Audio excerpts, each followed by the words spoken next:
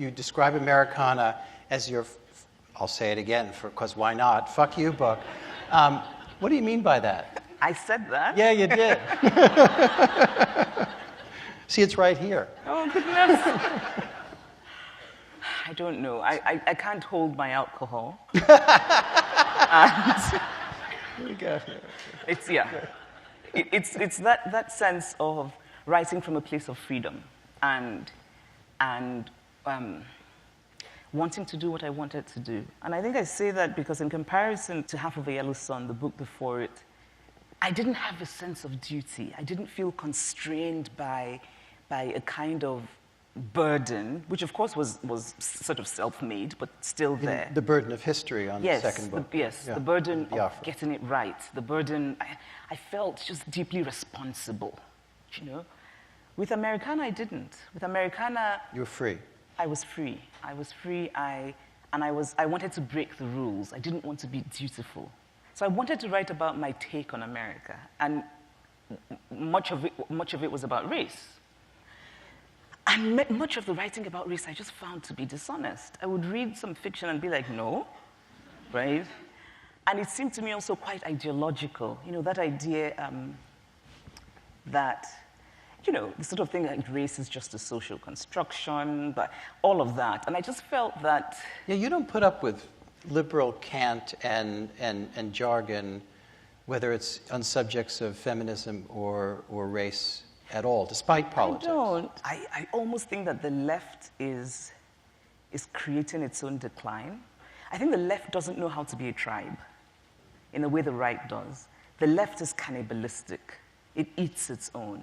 You know, I mean, this isn't going to sound very kind, but... We're not here for kindness. People on the left, you know, so there's something to be said, of course, for ideals, and I believe very much in that. But I think when one speaks about politics, sometimes there can be a kind of an extremist idea of purity. And it's so easy to fall afoul of the ridiculously high standards set there. And there's often also a kind of self-righteousness. I mean, you follow the rules, and if you don't, you're cut down very quickly. And you've had this happen to you. I have. What's the most painful one? I think it was my comments about transgender women. It wasn't even, I mean, in some ways I think... You should maybe explain what... So I had done an interview in London, and this woman had said to me, I don't remember the question, but what I did say was that I think trans women are trans women, and that I think there's a difference between trans women and women who are born female. And apparently in liberal orthodoxy, you're not supposed to say that, because in the quest for inclusiveness, the left is willing to discard a certain kind of complex truth. And I think there's a quickness to assign ill intent. How did the blowback come at you? Tons of emails from friends saying, hope you're doing well. and you know, and don't worry, we have your back. And, you know, just take this time off and get a massage. And you know, and because... In other words, they were on Twitter and you weren't. Yes. Yeah.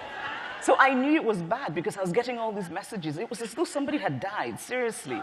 Yeah. And, you know, initially I didn't take it seriously because I thought, surely, nobody thinks that, I mean, I sort of feel that the space I occupy in the world is one that is, of course, for inclusiveness, right? That, of course, I couldn't possibly be suggesting that trans women are not part of feminism, which apparently had been how it had been seen. Right.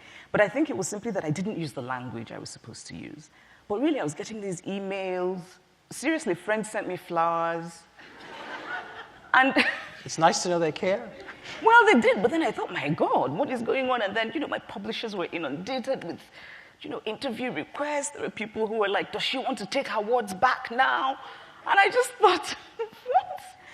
And in some ways it wasn't, and then I did public events where there's a woman who stood up and lectured me for 30 minutes about how I was killing trans women and how I had no compassion and how I needed to shut up.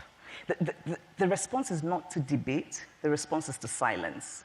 And I find that very troubling.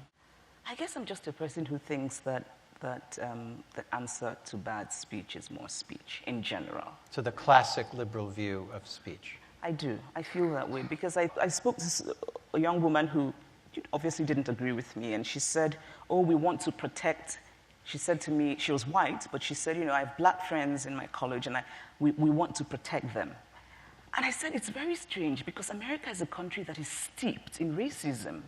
So how are you protecting this young woman in a college by not having a speaker come? When she steps out into the world, into the American world, she's stepping out into racism. Now one of your biggest discoveries is when you came here was that there was a thing, it was blackness. Yes. Which you did not experience. No.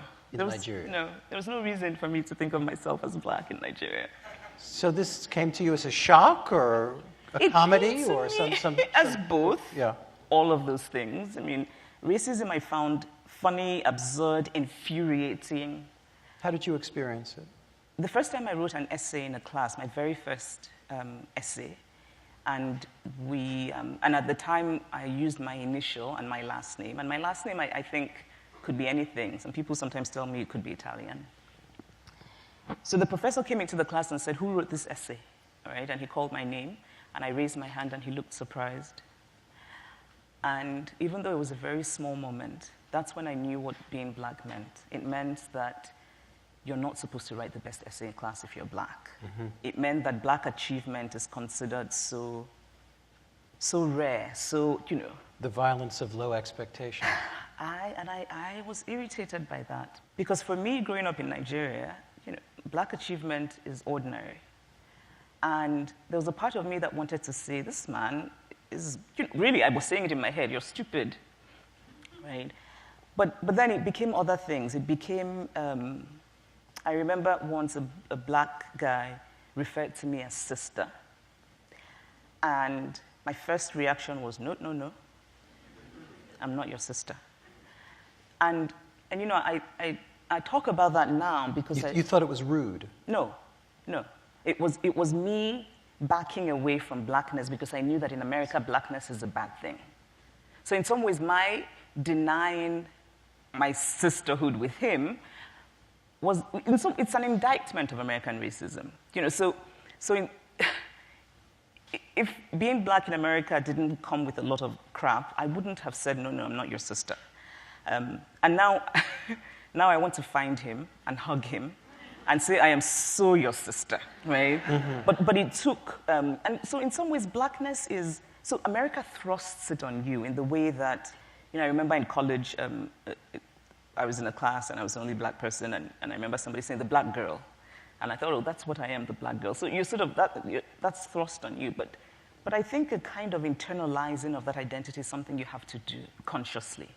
And I did that by reading African American history, by trying to understand, because I didn't really understand America. I didn't understand in my first few weeks why the two black people in one of my classes got offended when somebody said something about watermelons.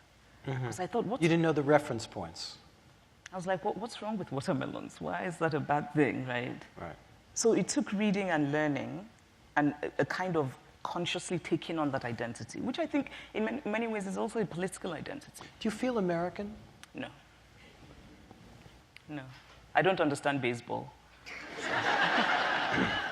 I think there are a lot of people that don't understand baseball. Thank you. I appreciate that. Chimamanda, thank you. I couldn't be happier. Thank you.